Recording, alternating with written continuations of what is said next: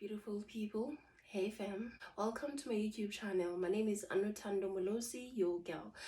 Today we're talking about finances, but in this channel we'll talk about finances, life, and God. Today I want to talk to those people who have loved ones that one day they might leave behind and they would not like to leave them behind with nothing. People who have children, people who have life partners that they care for, people who are breadwinners. But before we start, please, just a quick disclaimer. Hey king or queen, welcome to my channel. My name is Ano. Before you start watching, I want you to know you are special, you're worthy, you are loved, and you're capable. Just believe in yourself. And also some quick disclaimer, none of my financial videos constitute financial advice. If you're looking for financial advice, please speak to a certified financial advisor. But I hope they help you make better financial decisions. Also, I hope these videos that I'm posting, I hope they will help you make smart moves, create wealth for yourself, the generations after you, and leave a legacy behind. Enjoy the video. Today's topic is difficult financial conversations that are necessary. Today I want us to talk, it's not just financial conversation that we're having, but it's financial conversation with the life conversation. So I hope you enjoy, and I hope you can at the end of the video tell me how are you dealing with what we're dealing with, what we'll be talking about. But I just made some few pointers so that I can remember what I want to talk to you guys about when we start with the video. Today I want us to talk about how do you make sure that the loved ones are taken care of when you're no longer available. Let's say something happens to you today. How are you making sure that the people you'll be leaving behind, they will be taken care of?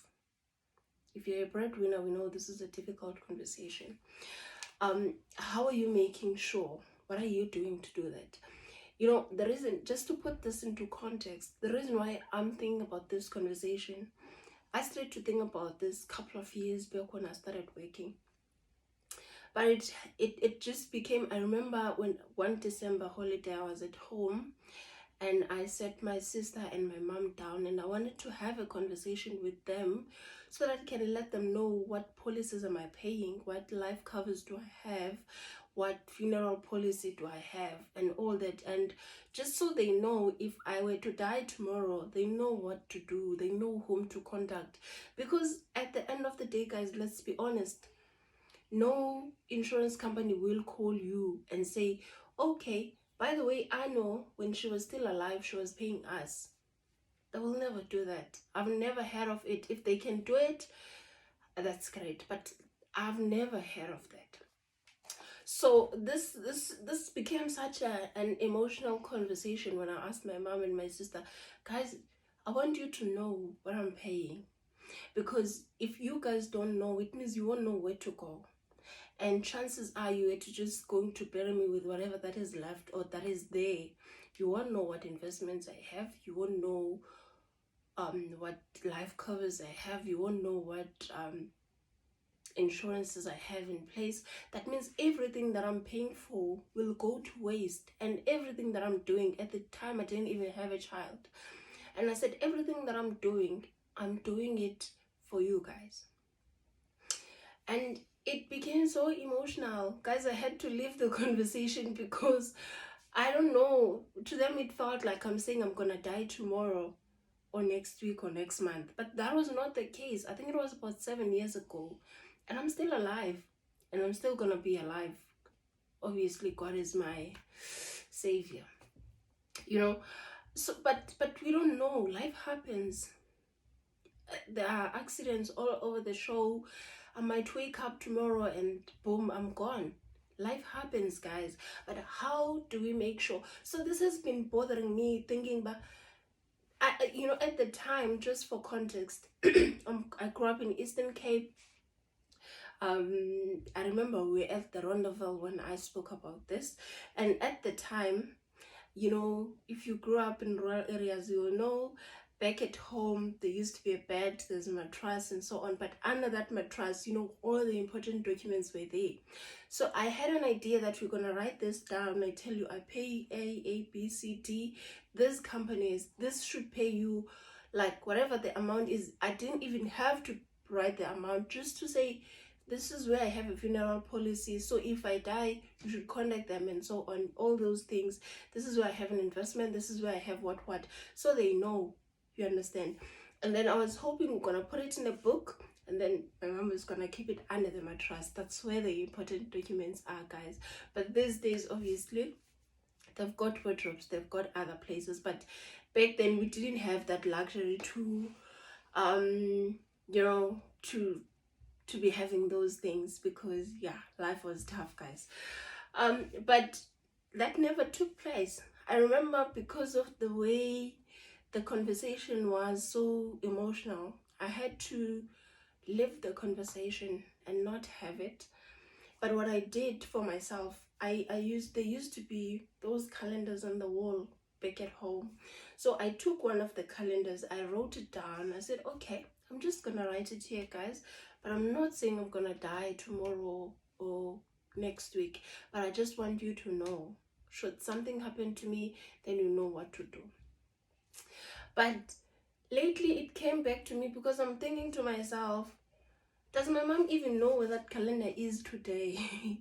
Did she even keep it? I don't know. I don't know, guys.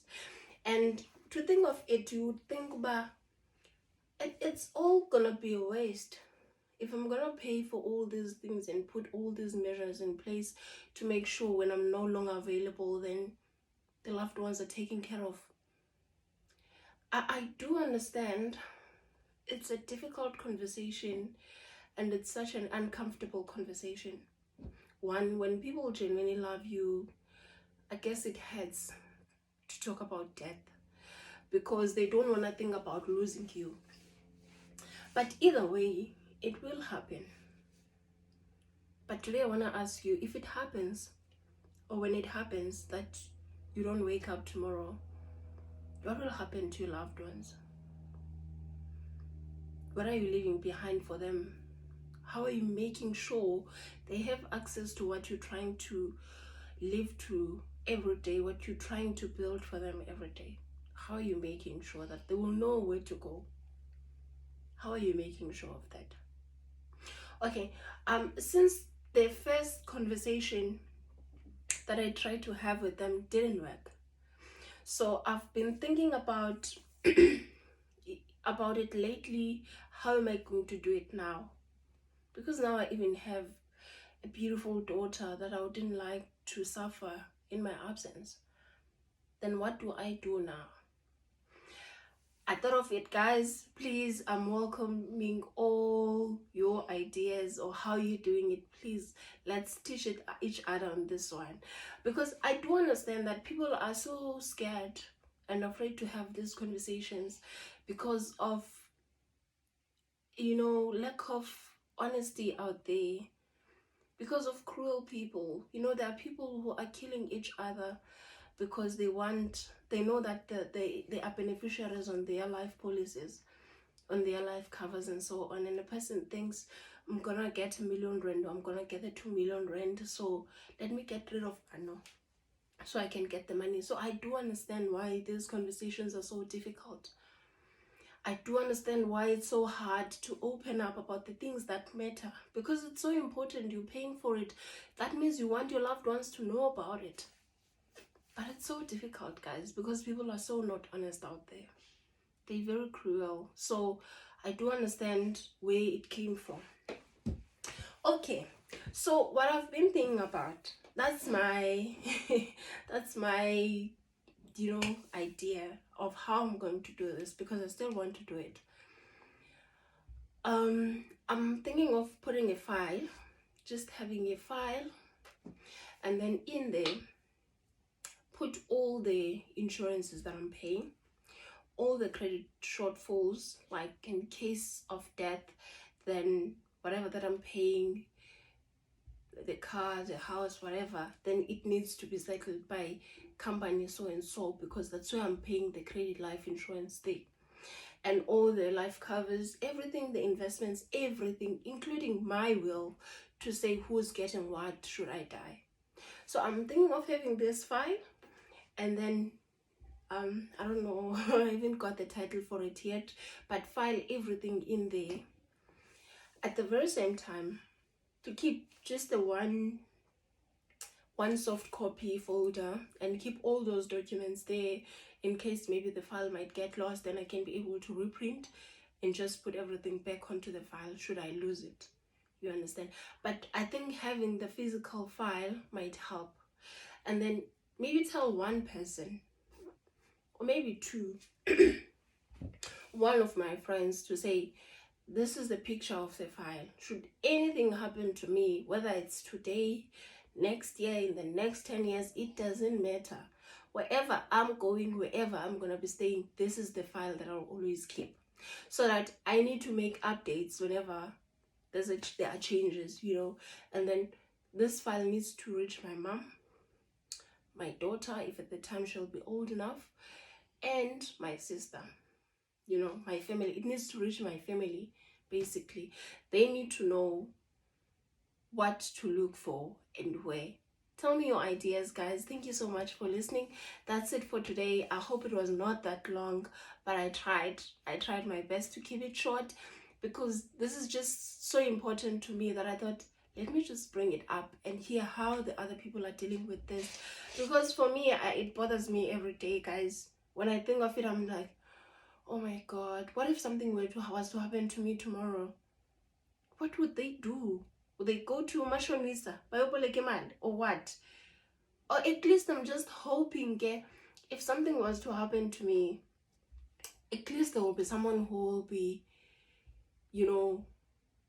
at least sober enough. Because when you lose someone, I can imagine, you become so emotional, you become, I guess your mind gets disturbed because you lost a loved one. Then your mind is not straight and so on. So I guess there will be someone at least who will be, not so consumed with the emotions, that someone would say, let's look at her bank statement and then we'll see what she's paying. You understand? But anyway, cheers, my people. Thank you so much for stopping by. I love you.